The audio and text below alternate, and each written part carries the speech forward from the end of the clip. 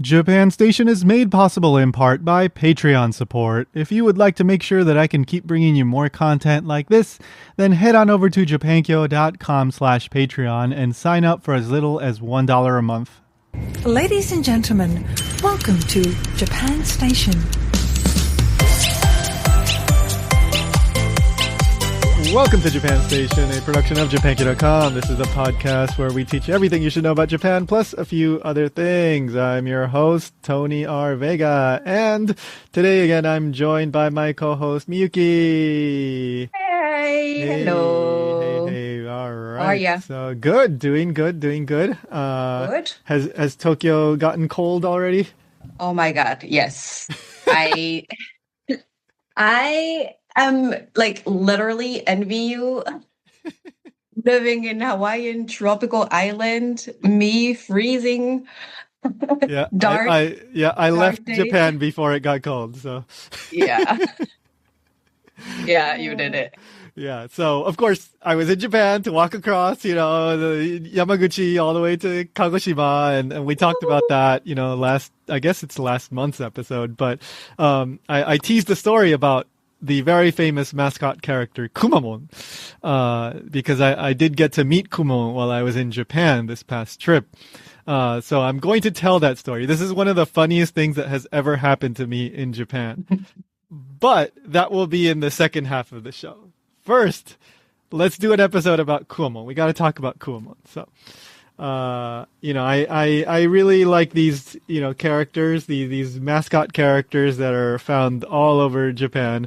But, mascots have always been a very normal thing in Japan, but it was really Kumamon that kicked off like the big explosion that happened in mascots, like starting around 2010, 2011, right? Like there was a huge surge in the mascots all over the country. Did you pay attention to that back then?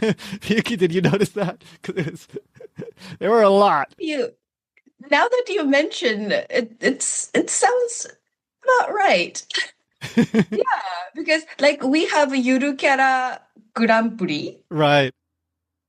I don't remember. I'm just checking when it happened. Yeah, so I think it started with right around that time, like 2010. The Yuru Kara Grand Prix is the Japanese. Basically, it's a competition of mascots all over the country, and they enter it's basically a big popularity contest. It started 2010. There you go. Yeah. And I think Kumamon was the first winner. I know. Wait, is it?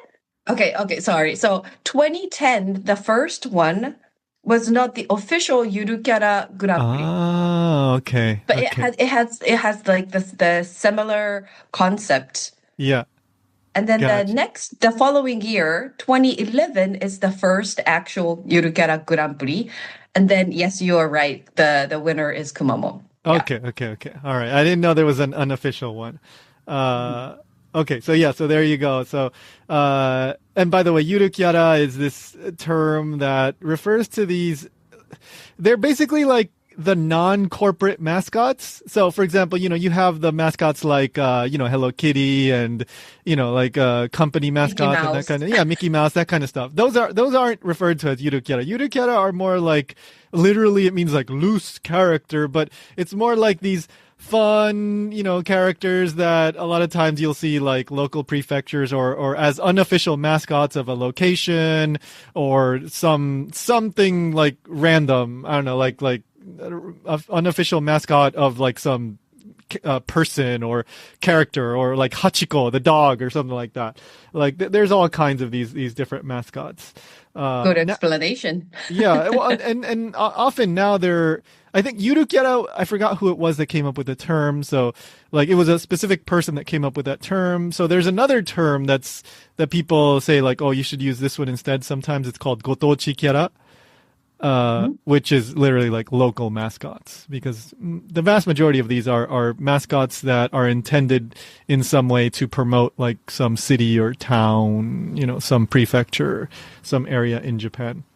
The person who came up with not the concept of Yuru Kara is Miura Jun. There you go. Okay, thank He you. is a Japanese manga artist and illustrator. Yeah, yeah, yeah, But yeah. I don't know if he came up with the term itself, but the concept was created by him. Gotcha. Okay, okay. Yeah, yeah, Yeah.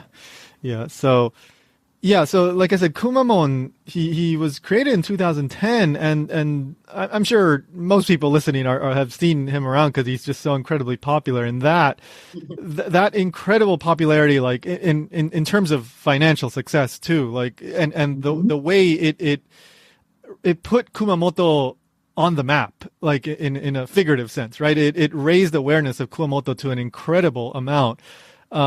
It was so successful that, like I said earlier, it resulted in so many places around the country trying to duplicate that. And so I would say from about 2010 to maybe the second half of the 2010s, like there was a noticeable, like real push all over the country of all these different mascots doing all kinds of crazy things. And like, for example, one that comes to mind is Funashi in Chiba, right? Hmm. And this was an unofficial mascot, and one of the things that Funashi did, I don't think he's doing this anymore, but he actually assembled a group of heavy metal, like a heavy metal band with like all these Yurukyara mascots. Uh, so yeah, and then they had their like Cheetan, of course, the famous little otter that like is kind of violent and jumps on trampolines and stuff. Like just they have their YouTube channels and social media and all that stuff. It's like big thing. And I've been covering Japan most of that time and writing articles about this kind of stuff and all that. So I was very aware of this trend. In recent years, it's really died down. Most of those mascots have become inactive. And they're it's just not as much money being put into that kind of stuff. It like kind of the boom has died down, but the most popular mascots have survived. Yeah. So, and Kumamon, like it's so popular. They actually apparently they have a store in a like an office in Tokyo as well. So you can go, Okay. yeah, I guess you can go buy Kumamon stuff in Tokyo as well. And they or he or she, I don't know how to refer, but It's like otoko no ko. Kumamon. It's a boy. He says he's a boy. So Okay. yeah. Okay. So he's been doing like a collaboration with other characters. So that also increases the sales of each item. Yeah, He did definitely. collab with this and that, so it also grabs attention and people continue buying Kumamon related stuff because of that, Yeah, I yeah. And guess. well, no, absolutely. That is part of it. And I mean, let's just get into part of the reason why he became so popular, which was a really interesting strategy that you don't see often, and it's this whole free license strategy, which makes it very easy to do collabs like you just mentioned.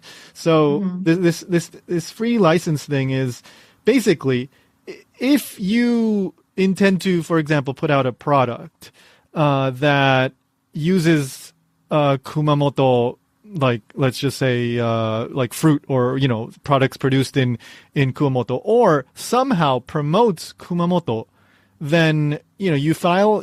There's a paperwork. You do have to do something official. You can't just use it without permission, but you can file the document, put it, send it to Kumamoto, and they will allow you to use Kumamon for free.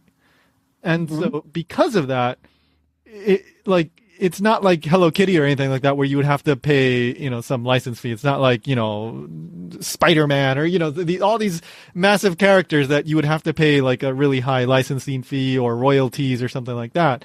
So that makes it incredibly easy to use Kumamon all across the country. And they've even opened it up to, people outside of the U.S., companies not U.S., Japan. So, if you're in the U.S. or whatever and I don't know, you have some idea that will somehow link back to Kumamoto and you want to use Kumamon, there's a good chance that you would be able to do that if you just, file the appropriate paperwork. Actually, so I tried to do this for my recent walk. So Yeah, I thought of it like, why didn't you? yeah, no, I tried. I actually Okay. called the Kumamon like office in Kumamoto. I called them Really? and I explained what I was trying to do. And I told them like, oh, well, I'm going to be walking across Kyushu. And so obviously I'm going to be walking across, Kumamoto. And so every time that I do one of these walks, I create a logo. And so I would like to use Kumamon in my logo, like somewhere, because in the logo I have my little original character, Majisan, this cute little pink character, and I put in, like, for example, a bowl of ramen on the character's head, a little kurobuta, one of these black pigs in the background, the volcano for Sakurajima in the background. So all these symbols of Kyushu. And so I wanted to use Kumamoto in the design of the logo. So I called them. What do you mean? Oh yeah, sorry. I wanted to use Kumamon Yeah. in the design in the logo, right? Uh-huh. And so I called and I explained what I was doing, and the lady that I talked to, she said, "Oh, that seems like it'll be okay, but I have to check with my supervisor, or whatever. I don't know, the tanto, the person in charge." So I go, "Okay, yeah. So let me know." And so I gave the lady my email, and so I waited, and maybe like the next day I got an email saying, "Oh, well, actually, we've already." I guess they have a certain maximum number of people that they can give the license to, specifically for YouTube, because I explained this might go to YouTube and stuff like that. And so she said they had already, like, the maximum number of people, so they couldn't, do it for me, for this, event thing. So they reach their capacity, I guess, for this specific category. But I don't know if I don't think it's for every category. Maybe it's specifically a YouTube thing, like a social media video kind of thing. So, yeah. But unfortunately, I wasn't able to use Kumamon in my logo. But I tried.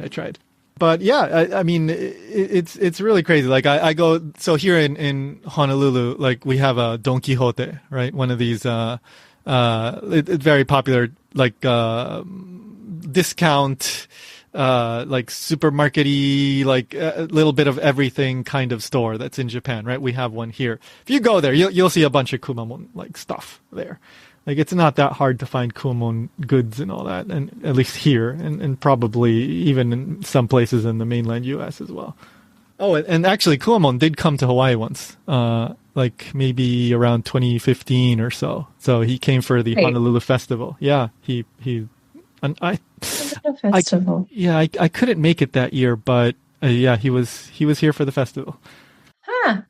Yeah. Okay. No, Kumamon's all over the place, like Paris and London and Asia too. Like a lot of China, Hong Kong, Singapore. Like Kumamon, it's crazy. Like Kumamon is very popular in like China, Taiwan as well. Japanese people are not even aware how famous Kumamon is outside Japan, right? Yeah. That's kind of like the feeling I have. I think that many people aren't. But just as a concrete example, so I'm gonna say this in the story in a little bit, but here's a little preview. Like I did go to see Kumamon in Kumamoto, and I went to his show, and the show was packed. And so they asked like, who's from, where are you from? Who's from China? Who's from Taiwan? And there were I don't know. I think the majority of people, like aside from Japanese people, right? The majority of people who were at the show were either from China or Taiwan. And the announcements were like in Mandarin as well. So, and there were Koreans too. There were a good amount of Koreans, I think. But yeah, China, Taiwan, I think was the biggest group. I knew that because I had seen news reports and stuff like about Kumamon being popular in like China, Taiwan, but I was still kind of impressed. Like, oh wow, like people are specifically coming, to Kumamoto to see Kumamon from China and Taiwan. Yeah, so let's talk a little bit about the creation of Kumamon. So Kumamon was born or created. I don't know which one you wanna, which word you wanna use. In 2010, he was kind of he was an accidental creation. They weren't intending to create a mascot, but what happened is Kumamoto Prefecture wanted to do this campaign called Kumamoto Surprise in order to promote awareness, tourism to Kumamoto, because the Kyushu the island of Kyushu, right? They have their own bullet train line, the Shinkansen line, and that was completed in 2011. They originally started construction from Kagoshima in the south, and they were working their way north, and then all the way up to Fukuoka, specifically Hakata, and then that would connect to the Sanyo Shinkansen, which then connects to Osaka. So basically, when they completed the Shinkansen, that would connect them all the way to Tokyo. So it was a big deal. Past Tokyo, because, the Shinkansen goes beyond that. But that was completed in 2011. So in order to promote tourism to Kumamoto, they made this big campaign.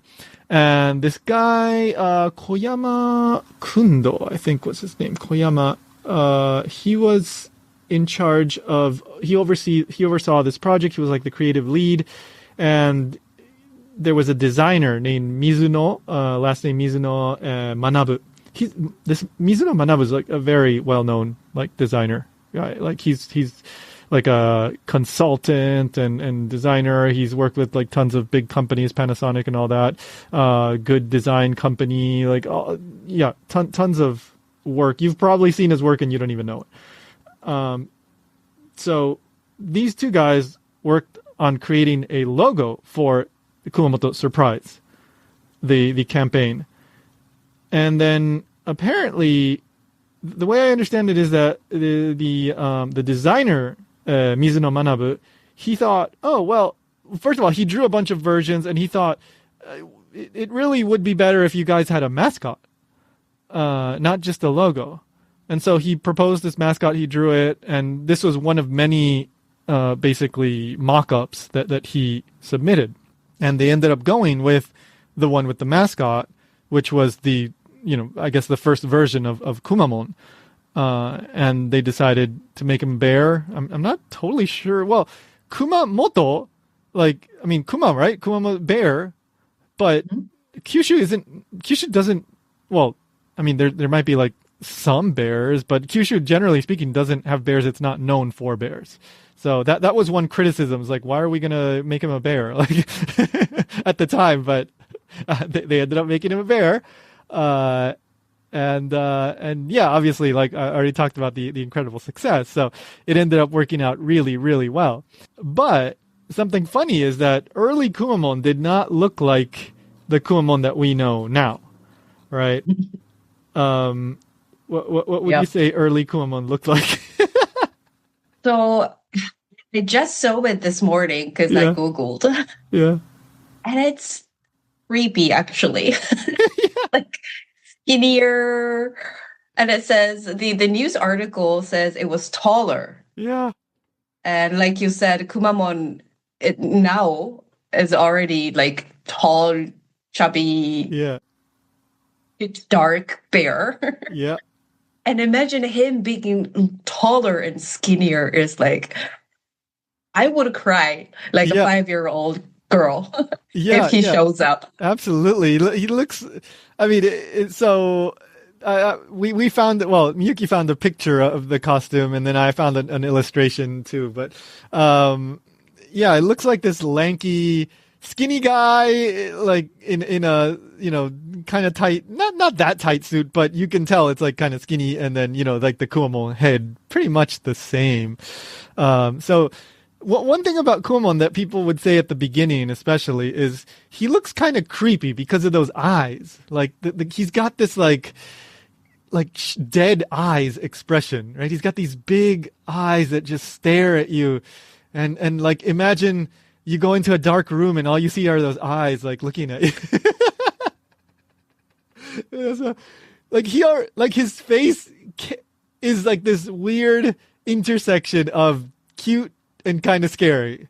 But then on top of that, you throw in like the skinny body, and it looks even creepier, at least in my opinion.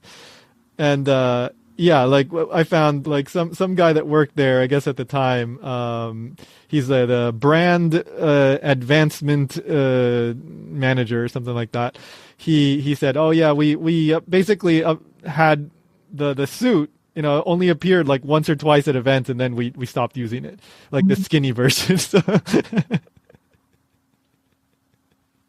Yeah. Then another article said like, oh, there were like, I think it was the same article. Yeah, like maybe the same guy. He said like, oh, kids like would see it and cry. So, yeah, Yeah. not the not the popular design that we eventually got, but yeah, and the same guy said like, so Kumamon like he ate a bunch of Kumamoto food and got chubby. So then we got the chubby Kumamon. But even though he's chubby, he's very like dynamic and dances and moves very quickly.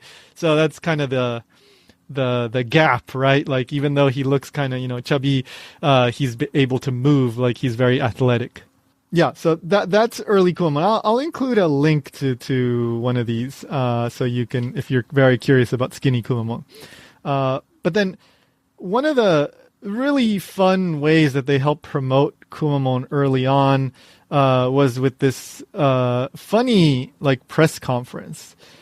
Like I remember seeing this at the time. I was living in Osaka. Really? Yeah, and this happened in Osaka, so maybe that's why I especially noticed it. But Okay. so what happened was the governor of Kumamoto, he decided I'm going all in on this. I'm pushing Kumamon, and because the bullet train connected them to Osaka now. They initially began their efforts to promote Kumamoto more in West Japan rather I than, see. all the way in Tokyo. I And see. so what happened is the governor, well, they came up with this whole marketing, campaign where the governor did this fake press conference in Osaka. And he said that he had sent Kumamon to Osaka to pass out 10,000 business cards to people to promote Kumamoto. But Kumamon had gotten tired and disappeared.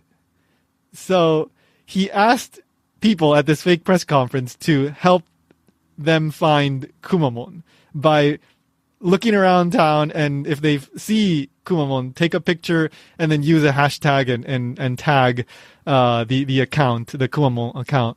It's like hashtag I found Kumamon or something like that. And they, I guess leading up to that, they had Kumamon make appearances around, the Osaka area and all that stuff, and maybe even after, I guess, so people could try to track him down.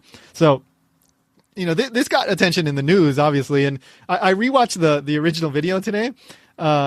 It's pretty obvious, like everybody's acting like it's very wazatorashi, like very, Yeah. on purpose acting, you can tell.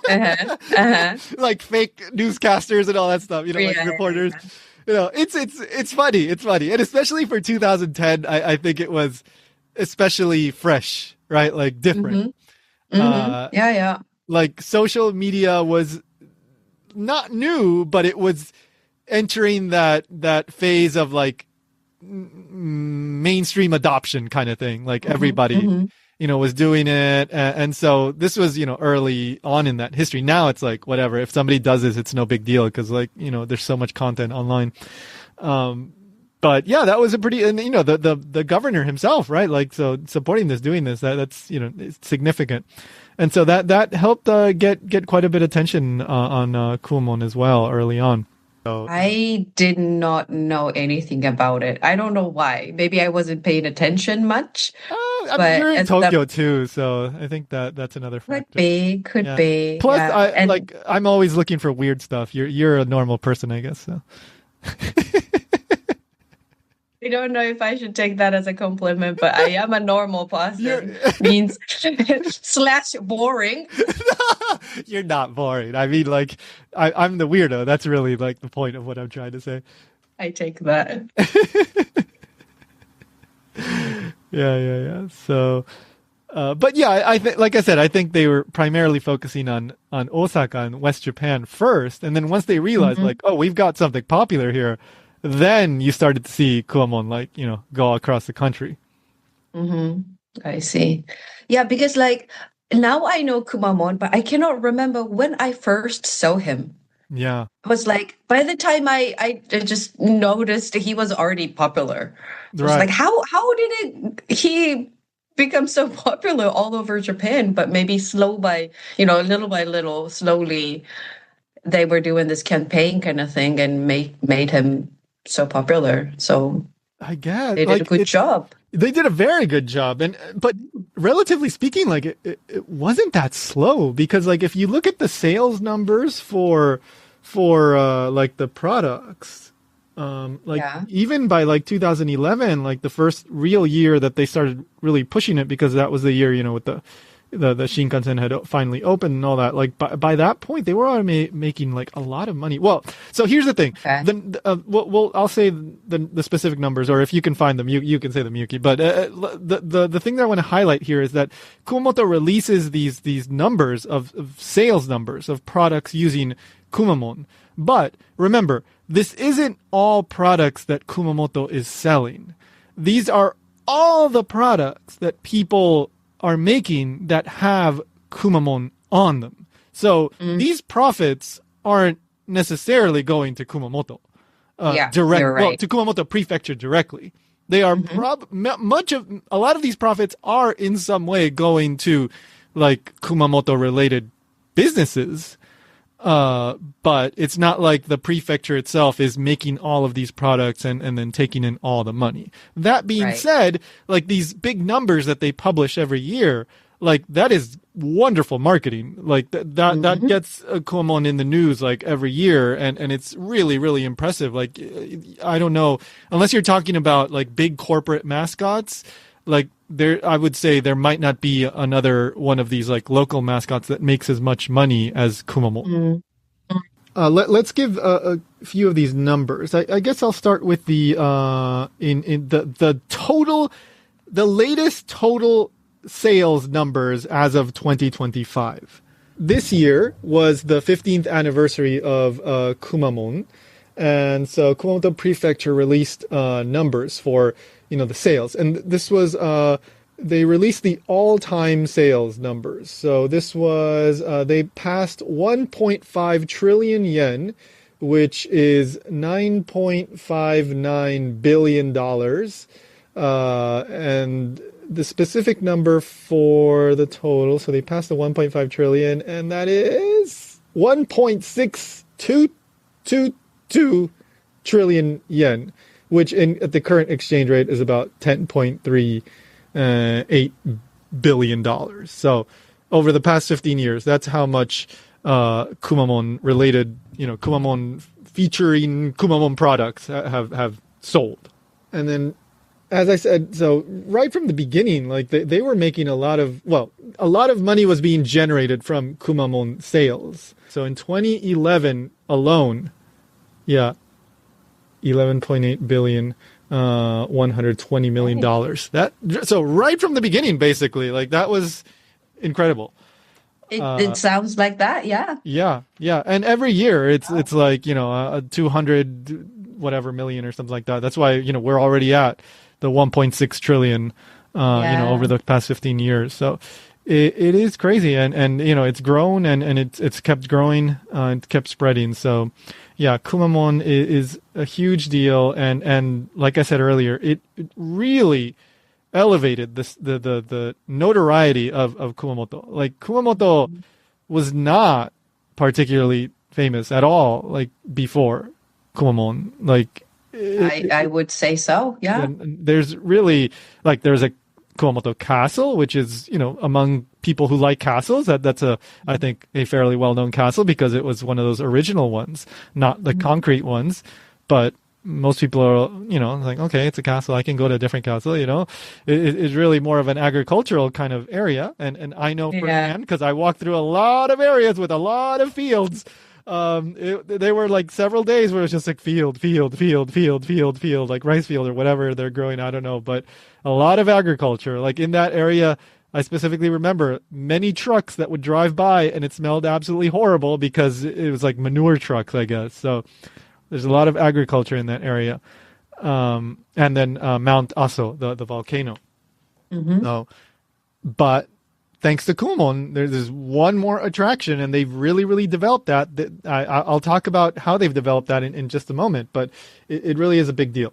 So one last thing that I'll point out is this funny article that I found from this year, from 2025.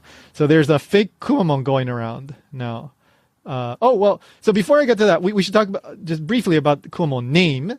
So the origin of the name, Kuma from Kumamoto and bear as well, but Mon is in the Kumamoto dialect, Mon is mono. Mono is in the standard dialect. Mono in this case is like a person, right? So Kumamon, and then also like it's used as a end of the sentence kind of thing. So Kumamon likes to use mon at the end. So it's like boku Kumamon mon or something like that. And he throws in mon at the end of his sentence. So that's why he's called Kumamon. It's not related to Pokemon. So You mentioned. yeah. So somebody could have been wondering. Yeah. I mean, it's got that same sound, but the origin is different because the Pokemon, that mon is from monster, which is monster, right? So different origin, same sound. Okay, so yeah, so then the fake one is called Warumon, right? So what is Warumon? Warumon is, well, I'm just saying it. It means a bad guy. Yeah, or bad person. Yeah. I mean, in fiction, it would be like you might call it like a villain or whatever, but yeah, literally, it's a bad person. Warui would be, the original adjective, waru shortened, and then mon again, person. Kumamoto dialect originally mono would be in the standard dialect. So this this picture. So basically, this is the Kumamoto police came up with this like fake version of Kumamon, and they say they're not related at all. Like it's a big joke, right? Like there's like, oh no, they're not related at all. But it's this fake, Kumamon that I guess they've started using at their like events where they like try to raise awareness about like scams, especially scams that you may have heard of in recent years have become more common, where like these criminals like try to impersonate somebody or make you think that they're somebody else, and then they try to steal money from like especially older people over the phone, especially. So that's why I guess they came up with this idea for fake Kumamon, so people would be aware, like, oh, be careful about the fake version of your grandma or something like that. Yeah. Or your grandson or son. Oh yeah, exactly. Yeah. Good point. Usually the criminals will impersonate or try to sound like the younger, like the grandson or whatever, and they'll try to trick the older person. Yeah. So this version of Kumamon, like I mean, in a general sense, yeah, the body is the round body and all that. The face is, round bear face, but the specific face, like the eyes look kind of, evil, like kind of angry-ish. And it's got like teeth instead of just an open mouth. And then like the cheeks, which are red circles in normal Kumamon, these are X's. So yeah, not good. X is bad. Yeah, this is pretty funny. I'll include a link to this one too, so if you're curious about looking at Warumon. All right. So, anything else you want to mention about Kumamon before I tell you my story, Miyuki? These like English-speaking areas, Kumamon became famous because it sounds similar to demon, right? Oh, I've never heard that. Really? Yeah. Kumamon, like it became an internet meme. Oh wow! Okay, I didn't notice that. Because how it's spelled Kumamon is Kumamon. Kumamon, right? Yeah.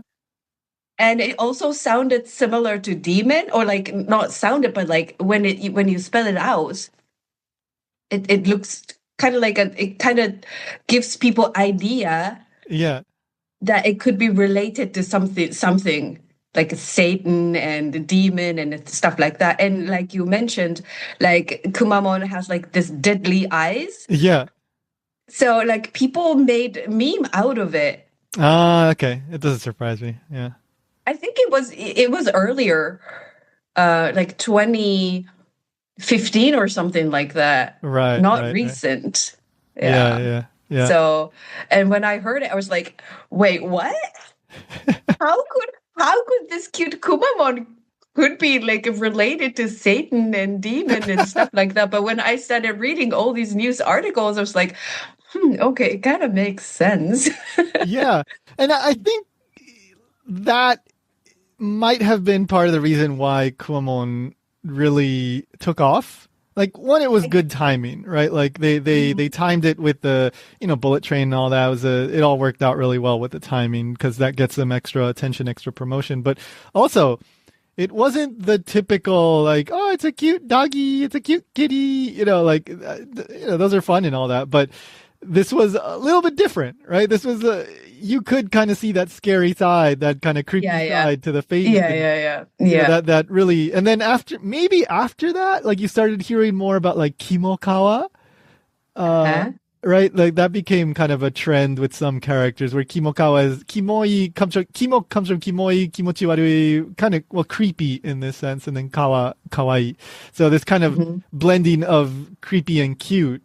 And I would say Kumamon is probably not super, super, super like obviously creepy, but I think there's enough there that he probably helped kind of boost that trend. I guess. Yeah. It's not a typical like you said, it's like, like cute period. Yeah. He's nothing like that. He is cute-ish, but also like eerie, as creepy, scary-ish at the same time. Yeah. So it I guess that grabbed more people's attention to recreate something with it. Yeah. It stimulated people's creativity, I would say. Yeah. And a lot of these characters are very simple, but yeah, Kumamon is especially simple, like especially like the body, right? Like the body's just black. It's just there's no features on the body. It's really the face is what makes Kumamon. Like it's not like Kitty-chan or something like that, where like you can, if you look at the body of like what she's wearing, like you can, oh yeah, it's Kitty, yeah, Kitty-chan, yeah, Hello Kitty. But Kumamon, the shape, yeah, you can recognize it, but it's not like he has clothes or anything.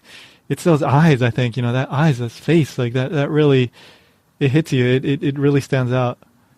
His mouth, it's also pitch dark black, right? It's pitch black and it's open, right? Like it's like not a half line, open. it's not closed. It's always open in this kind of endless smile. Yeah. So like if you keep staring at his face,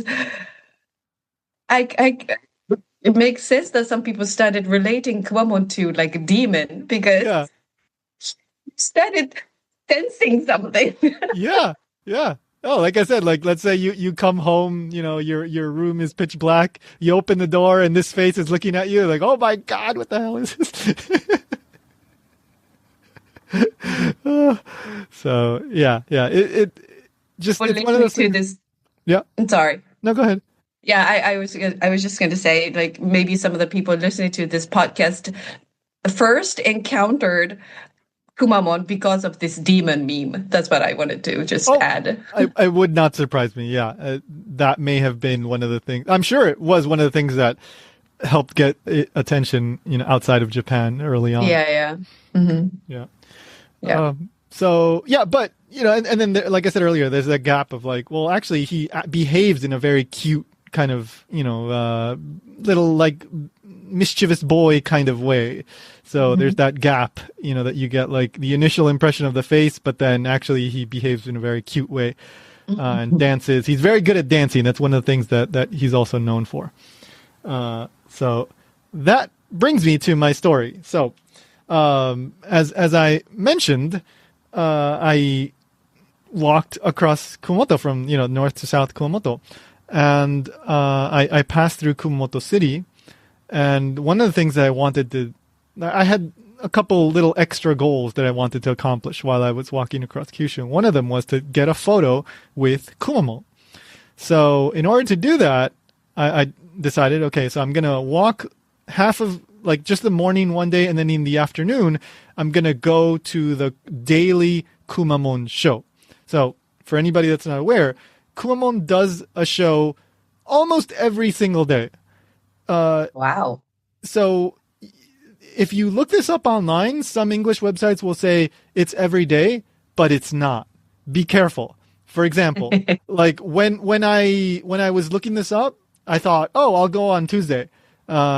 Thankfully, I double checked and I looked on the Japanese side and I looked at their calendar. They have a calendar of the daily events. Wow. And I saw Tuesday they weren't doing it on Tuesday, so I was like, oh, whew. Okay. Otherwise, I would have wasted like half a day and ended up there and like not seeing Kumamon. So be careful. It's almost every single day. I think at 2:00 if I remember correctly. But it's not every day. Yeah, I just opened the website. It says only Tuesdays they're not doing it. There you go. Okay, thank you. Yeah. Yeah, so that's their, weekly day off. Kumamon has one day off. Don't go on Tuesdays. Every other day. I think it's always oh no, the weekends I think they change the time, but I think in the weekdays it's 2:00. Yeah, it says from 2:00 to 2:30. And on weekdays and holidays they have like earlier or sometimes they do twice. Yeah. Yeah. On weekends, I mean. Yes. So okay, I didn't know this, huh? It's crazy. And like I said, I went and it was packed. And I suspect that pretty much every single day it gets full. I mean, granted, this isn't a stadium, right? This is like a big room with a performance area. It's not a stage. You're actually at the same height as Kumamon. Like he's right there. You are very close to Kumamon. And they have little seats around this area for Kumamon to perform. And I'm not even sure what to compare the space to, but it's a big room. But it's not like an auditorium or anything like that. It's just a big room. So yeah, get there early if you want, to be towards the front, because it does get quite packed. If you get there late, you'll be towards the back. So I decide, okay, I'm not going on Tuesday because there's no show on Tuesday. I'm gonna go a different day. I don't remember. It was October 15th. I'll tell you why I remember this specifically in a moment. So October 15th, I walk in the morning, maybe I think I did like 12 kilometers in the morning, and then I take the train back to Kumamoto City, and then I go to the station, the train, the JR window, and I ask like, oh, so how do I get to so it's called Kumamon Square. That's where this happens. That's like the headquarters of Kumamon. Said I knew I had to take the trolley, but I wasn't sure where the trolley took off from. So I was like, oh, where do I go? And anyway, so they said, oh, in front of the station, just over there. And I go, okay. So I need to go track down this trolley because within the city of Kumamoto, there isn't like a subway. It's all like trolleys, right? Like San Francisco type trolleys. I said, oh, in front of the train station. So I'm walking towards the front, like the street in front of the train station, and I see a trolley stopped. I go, okay, I don't know if this is going the right way or not, but I'm just going to get on. So I get on the trolley, and it's packed, right? Like it's a packed trolley. And I can't get to the front to ask the driver if this is the one heading the right way. So, and the station or the stop that I have to get off is called Suidocho, if I remember correctly. That's the one that's right by Kumamon Square. And, anyway, so it's the trolley goes and, stops, and a few people get off, and I move a little bit more towards the front. And then again, a few more people get off, and I move a little bit more towards the front. After a few minutes, I finally get to the front where I can ask, and reminder for people, I'm legally blind, so I can't see the signs. I don't know where this trolley is going. I still don't know. So I have to get to the driver and ask, like, is this going to Suidocho? And it's like, yeah, it's okay. It's like, it's going to be the next one. I think like in three or four stops. I go, okay, thank you. So I go back and I hold on to, the thing at the top, the rail at the top. And then an older woman, I would guess around 70 something. She comes up to me and she tries to speak to me in English, and it's not great English, but I understand what she's trying to tell me. And she says, oh, you can sit down or whatever, right? She's the one trying to give me a seat because she sees I have my cane, and so she knows I can't see very well, and so she's trying to give me a seat. And I told her, no, I'm getting off at the next one. Don't worry, it's okay. And so then she stops. Okay, she doesn't say anything, and then she. I think she comes up to me again and she says, "Oh, where are you getting off?" Like, and then I'm answering in Japanese, and so we're communicating. She's still trying to speak to me in English, though.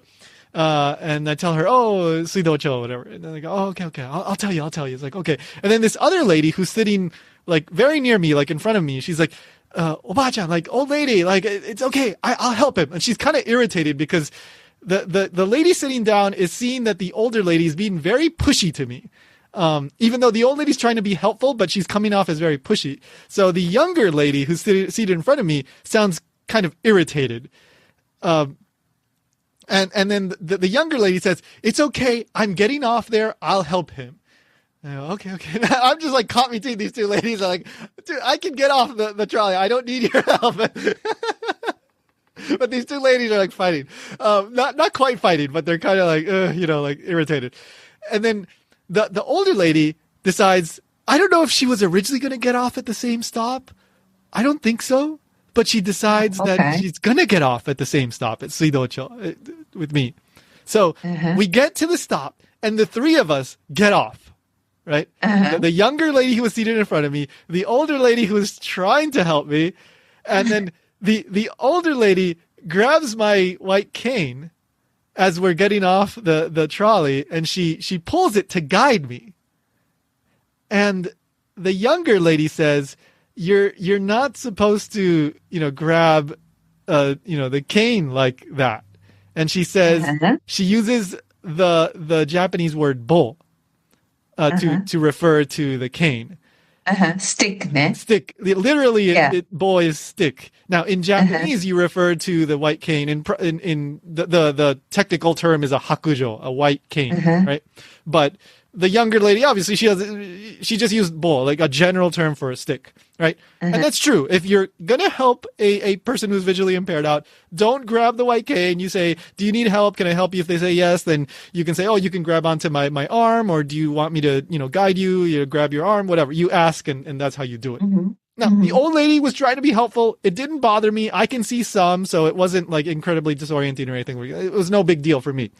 But she grabbed the cane as I was trying to exit the trolley to guide me, like, "Oh, the stairs are over here." The younger lady says, "You're not supposed to do that." And then the older lady gets upset, and in Japanese, she says, "Bo janai, stick da yo." Which means, it's not a stick, it's a stick. So, for anybody that is confused here. So, bo is a Japanese word for stick. Stick is just the Japanese version of the English word of stick. So, this makes no sense. And I'm listening to this, and I want to start laughing, but I'm holding it. And then the younger lady, I'm sure she was irritated, and she just leaves, right? Because I got to my stop. She did what she intended to do, and I'm good. I don't need her help. But then the old lady, like she's like, "Oh, where are you going?" And I go, "Oh, Kumamon Square." It's like, "Okay, I'll take you. So, but she was being very nice to me, but she was irritated with the younger lady, but she was totally nice to me. So then it was just like across the street, and then like, it was very close. It was less than 5 minutes to Kumamon Square. So she takes me over there, right? And I'm like very grateful, because finding stuff, especially inside buildings, can take a lot of time for me. It can be very annoying. So, so she takes me over to Kumamon Square, and we get into the big room that is the where they perform and all that. And there's like a couple of staff members there, and I had gotten there early on purpose, because sometimes I get lost and things can take time. And so I was like an hour and a half to 2 hours early. And there was, nobody was waiting for the show yet and all that. And so, so she's like, "Oh, okay, well, fine. Do you want to sit down somewhere so you can wait for the show?" I was like, "Oh, yeah, I'll just sit down. Don't worry. Like, you don't have to, be here. It's okay. I'll just sit down and wait." So then she takes me over to, like, just very near outside. We're still inside a building. There's a pillar with like a bench there. And so we sit down. She's like, "Actually, you want to go get some free samples of food? Like, there's a department store over there. I can take you. We'll get some free samples." So, I don't know what to say. Like, okay, I guess. So right next door, there's a department store. And as you may know, under department stores in Japan, usually there's a food area where, people will sell bento and prepared food and tea and coffee and whatever, just a bunch of food. And a lot of these places, they tend to offer free samples. So she starts taking me around to like one stall and a different stall and asking like for samples. Like, oh, do you do samples? Like, no, we don't do samples. Like, do you do that? Oh, yeah. Oh, tea here, have some tea. It's like, oh, you want some of this? You want some? And we got like maybe 3-4 things. And she was just asking and asking and asking and asking. And then she says, oh, you want, I'll buy you a, inari. And then, like, inari is one of these like tofu, like with rice and kind of sushi-ish, but it's tofu. And it's, I'll buy you one. It's like, no, you don't have to do that. I'm okay. Like, you really don't have to do that. It's like, no, I'm buying you one. I'm buying one. And she takes out her money and she's like, which one do you want? And she's like, they're different flavors. And it's like, okay, fine. So she buys me one. And then we go sit down at a bench in this, like still in the food area. And then out of her bag, she takes out like an ampan, like, one of these red bean paste buns. You want one? You want one? It's like, oh, it's okay. No, take one. So she gives me one. So I eat my inari, I eat my ampan, and then finally we go back, right? She takes me back to Kumamon Square, and like it's probably been like 30, 40 minutes already. I go like, oh, is she gonna leave? Like, what's going on here? And then she said, oh, you want to take a picture with Kumamon? So in Kumamon Square, there's a fake Kumamon, like it's a Kumamon that's full size that's sitting down that you can take a picture with, and so like, I'll take a picture with you. You want a picture, right? Like, yeah, okay. So she takes a picture for me. I'm next to the fake Kumamon. I go, okay, great, thank you. Okay, and then there are these stools that are for the people that come to see the show that are all around the performance area. And so she said, oh, sit down. So, okay, so I sit down there, we're still early. There's very, very few people around. And then the staff says, oh, actually, that's for children and their parents. Oh, okay. So I stand up. No big deal. I can stand up for an hour, 2 hours. I've been walking 20 kilometers a day. Like, it's no big deal for me. Right? And then she says, oh, but see, he has a cane. Like, oh, you should get him a chair. And I go, no, you don't have to. Then they brought out a chair for like a different stool for me. And I go, oh my God, like, I don't need this. Like, I'm okay, but they already brought it out. So then okay, fine, I'll sit down. Okay. So I sit down, behind the front row. So I'm not blocking like the kids that are sitting down, right? So okay, I sit down like, and I feel awkward because people are coming in and they're all crowding around me and I'm like the only one seated, but they already brought out the chairs. So I was like, what am I going to do? Right. So I'm seated there. And then meanwhile, this lady, she's like, oh my God, I forgot my bag. So then she thinks that she forgot her bag over in the department store area. So she goes and it's not there. And then she comes back. It's like, oh, I think I forgot it where I had lunch. So I'll have to like go there. Oh, wait, my other bag. I think I forgot my other bag. And then it turns out she had forgotten her bag over by the fake Kumamon when she was taking my picture. So then she got that bag back, but the other bag was still gone. So then she comes back to where I'm seated and we're waiting because it was still like, 30, 40 more minutes until Kumamon comes out. It's getting packed. And then finally Kumamon comes out. And like I said, it's October 15th, so Kumamon comes out dressed like a strawberry. Do you know why he was dressed like a strawberry, Miyuki?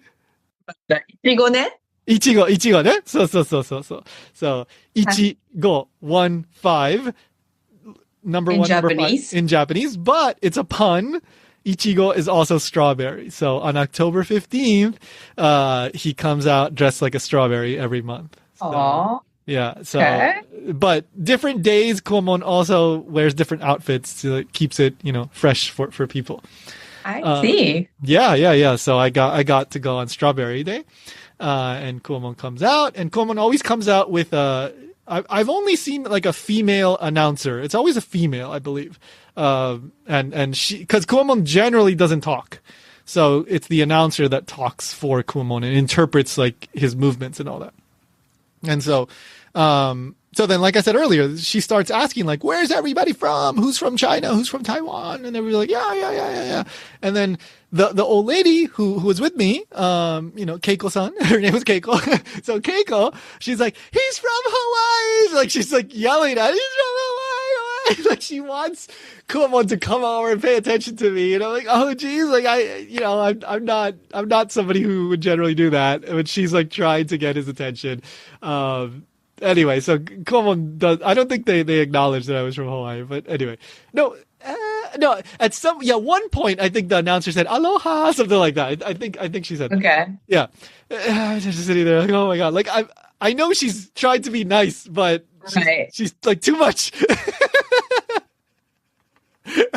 and and so I'm seated there, and then Kumamon does his dancing and all that, and Kumamon, she keeps trying to get Kumamon's attention for me. Like I have videos that I shot, and you can hear her voice, like come on over here, like stuff like that. Hawaii. Anyway, so the whole show goes by, and really this is like the big climax of the story. So, Kumamon, like it's really hard to get like a shot with Kumamon, like a good photo with Kumamon, because there's no picture time normally. So it's not like, he stands around after the show, everybody lines up, he just leaves. It's like a big celebrity, like end of the show. Okay. The police come out and they take out the celebrity because all the fans are going to go crazy. It's almost like that because they're like, please move out of the way. Kumamon has to go. And there's a hallway there, and they try to bring him out the hallway, and boom, it's just done. He disappears. And so what happened was Keiko, she goes, okay, let's try to get a photo. Come on. And they go, oh, okay. And so like she takes me over to where the hallway is, because that's where Kumamon is gonna leave. And she's like, no, let him take a picture. He can't see. Let him take a picture. Please, let him take a picture. And they're like, no, we can't let anybody take a picture. Please move out of the way. No, please let him take a picture. And the staff is like trying to get her out of the way. I'm off in the corner because I'm not involved in this. Like I'm not trying to get the picture at this point.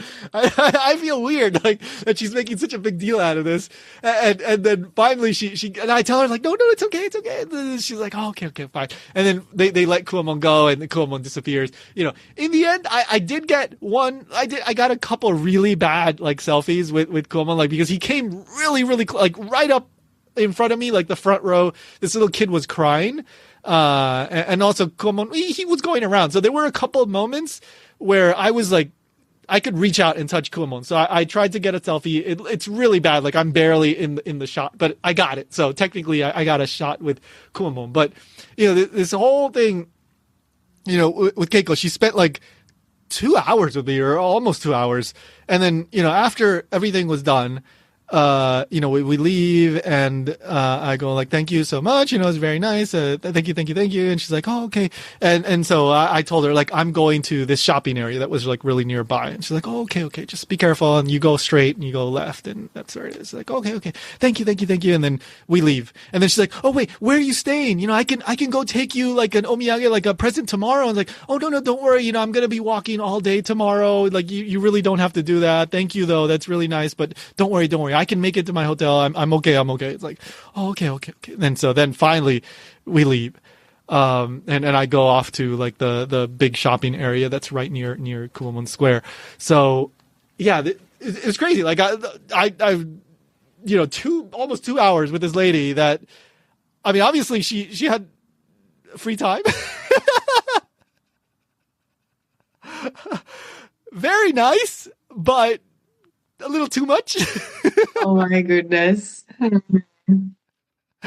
Wow. Yeah. This is it's just one of the craziest, funniest, most unique things. But again, I knew that she was doing everything because she wanted to be nice and helpful to me. So she wasn't bothering me, but she did make me feel kind of uncomfortable at moments. Because I wouldn't do a lot of the things that she was doing.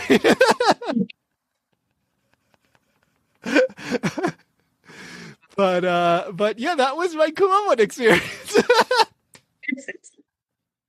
It's not your Kumamon experience. It's an experience with, I don't know how to describe, but like this very nice, kawaii Japanese oba-chan. Yeah. Who went a little over. Yeah, a little overboard, a little too pushy, because kind of that stereotype sometimes of like, old ladies being a little pushy. But good intention. And of course that line, like, it's not a stick, it's a stick. Like that, I will probably never forget that. It's like, it's not about correcting anymore. It's about just, I'm right, you're wrong. Like, oh my God. So yeah, I mean, it definitely made my Kumamon experience much more memorable and much more unique.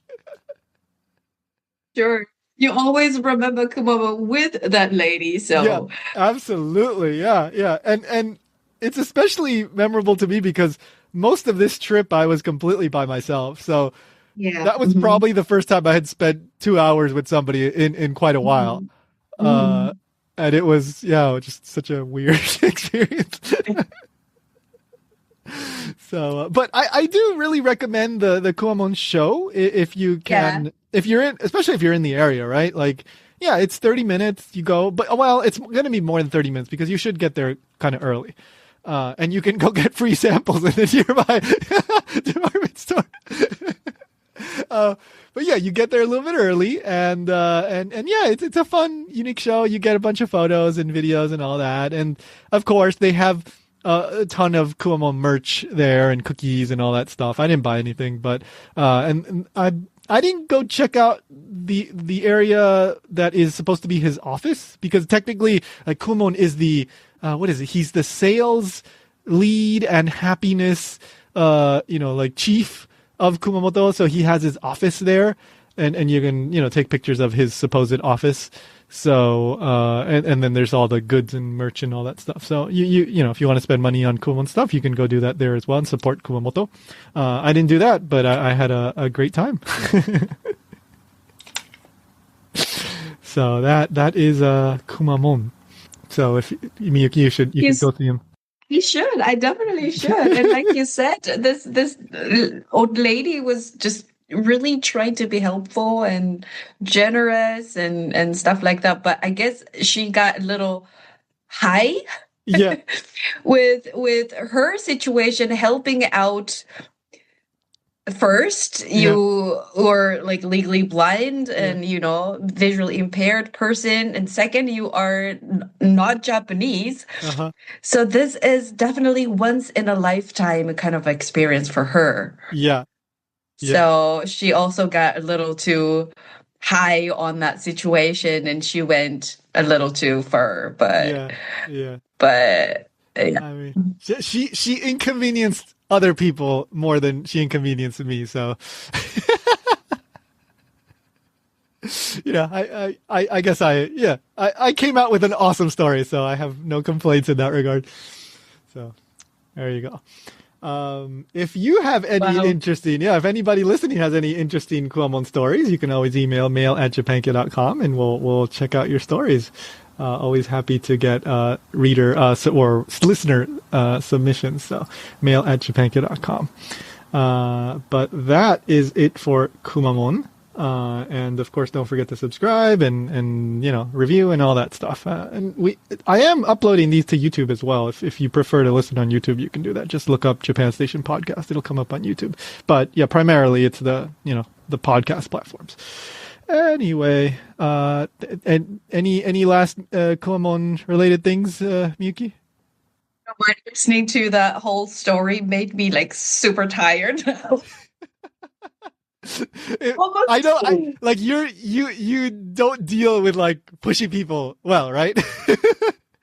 No, and like because you did it so well, it feels like I almost experienced the moment with you. Yeah, I think you probably felt uncomfortable while I was telling you this story.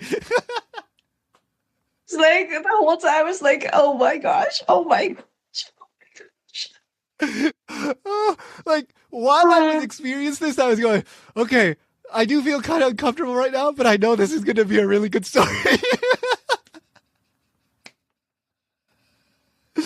Yeah. The usage. Yeah, like in my head, I was like, "Oh my god, this is so good!" Like on the trolley, and then getting the food, and then she gives me food, and they go, "Oh my gosh, what a story! This is gonna be a good story. This is gonna be a good story." So there you go. I told you this was a long story. That's why I couldn't include it in the last episode. You were right. You were right. Yeah. All right. Anyway, thanks, Yuki. It's fun. Yeah. All right. Thank you, guys. We'll see you in the next one.